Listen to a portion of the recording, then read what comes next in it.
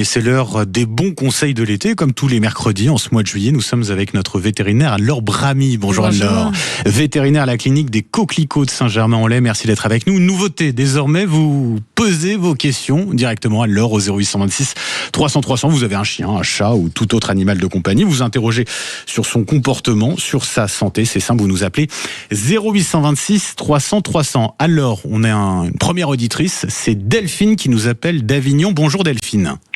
Bonjour. Et bienvenue sur Sud Radio, Delphine. Je suis très heureuse d'être sur Sud Radio. C'est un plaisir de vous accueillir. Il y a des émissions qui existent comme vous avec les animaux, c'est génial, parce que moi je suis une fan. J'ai 2 chiens, 2 chats et 2 coqs et 2 poules. Mal. Ah, pas mal. Et alors, vous voulez poser une question à propos de quel animal ? En fait, c'est sur ma chienne. J'ai une malinoise de 3 ans, que je pense qu'elle a 3 ans, parce que c'est un chien qui nous a adoptés. Vous l'avez trouvé dans la rue En fait, j'habite à la campagne et à côté, il y a un maraîcher qui prend toujours des chiens. Et un jour, il avait pris cette petite malinoise, mais il l'a laissée attachée dans son terrain et seule. Et moi, je ne supportais pas parce qu'elle n'arrêtait pas d'aboyer, elle pleurait. Donc, je lui avais fait une niche avec mon mari. On lui avait ramené des peluches, des gamelles. Et quand je sortais mon petit cairn terrier, j'allais la chercher, quoi. Parce que moi, je supporte pas de l'entendre pleurer. Et je voulais surtout qu'elle soit un peu sociabilisée, parce que comme on habite à côté et qu'elle était seule, je voulais pas qu'elle soit agressive. Oui. Et est-ce que vous avez des enfants ? Oui. Ça se passe bien avec eux ? Oui. Écoutez, elle est incroyable.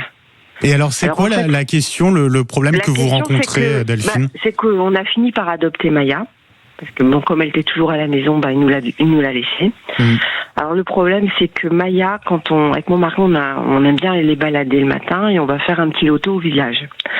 Le temps qu'on va sur une terrasse, on boit un petit café, le temps qu'il va chercher le petit coupon pour faire le loto, quand il revient, Maya, elle est dans un état. Elle tire sur la laisse, elle pleure, elle aboie, elle est incontrôlable. Elle ne supporte pas qu'on l'un ou l'autre, on s'éloigne d'elle. Comment on peut la rassurer alors, Anne-Laure ? Alors, je pense que déjà, plus vous allez aller dans son sens, plus ça va s'accentuer. Elle est jeune. Donc, le but, c'est on anticipe aussi les prochaines années. Quand elle va avoir 10 ans, 12 ans, tout va crescendo. Donc, je pense que ce qu'il faut effectivement, déjà, c'est ignorer le moment où vous vous absentez un petit peu, faire des laps de temps de plus en plus longs. Et quand vous vous absentez, ne peut-être pas à ce moment-là la prendre le matin au café pour ce premier moment du loto, de manière déjà à dissocier cet événement-là qu'elle a tendance effectivement à sacraliser. Et quand vous vous absentez, le faire sur des moments où ça ne va pas être toujours à la même heure.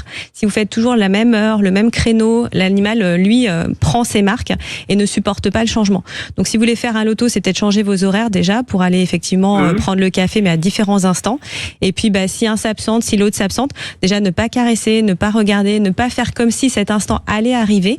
Et au moment où elle revient, tant qu'elle est un petit peu anxieuse, évitez de la caresser et justement de récompenser cette anxiété. Parce que paradoxalement, en fait, nous, on a de l'empathie, surtout en tant que femme. On a tendance à vouloir rassurer, sauf qu'à ce moment-là, on ancre vraiment l'instant pour l'animal.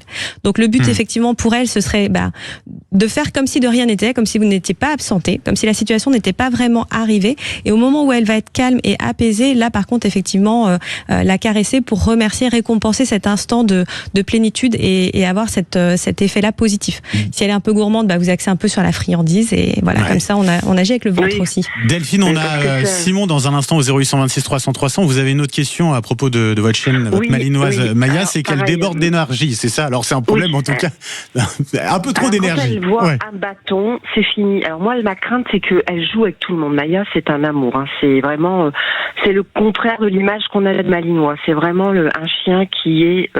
c'est que de l'amour. Je ne l'ai jamais vu retrousser ses babines, que ce soit envers un être humain ou envers un autre chien, un chat. Elle vit avec tout le monde et c'est que des câlins, Maya. Alors le problème, c'est qu'elle adore jouer. C'est vrai que c'est des chiens qu'il faut vraiment dépenser. Oui, et beaucoup. Dès qu'on joue avec elle, avec le bâton, elle va suivre n'importe qui si on joue avec un bâton. Et ça, c'est ma crainte.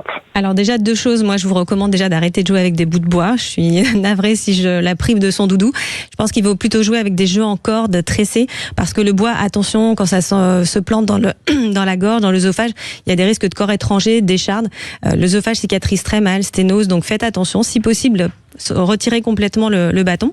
Et c'est vrai que par rapport au rappel, peut-être voir effectivement pour toujours associer le fait qu'elle reste avec vous et même l'interdire entre guillemets d'aller avec d'autres personnes, parce que le risque c'est qu'elle s'approche en dehors du bâton, n'importe quel autre jeu avec un enfant, et qu'elle suive quelqu'un et qu'elle ait moins de rappels.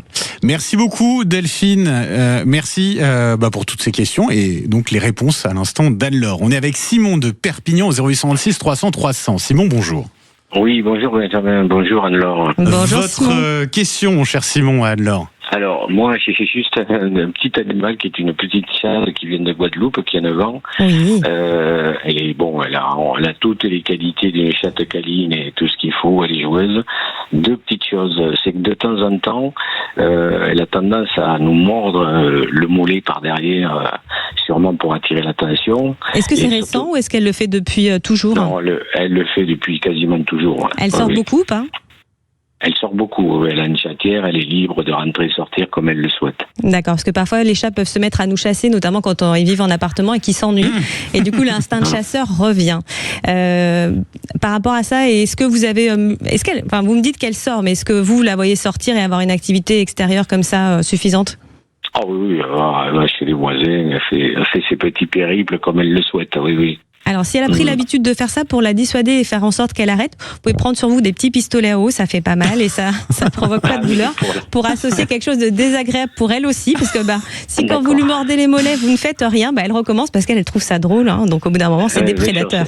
Voilà. Je pense que c'est un jeu. Non, mais j'avais une deuxième question. Alors, Simon, très très rapidement, parce qu'on est en train de déborder. Elle nous réveille toujours à 3h30, 4h du matin.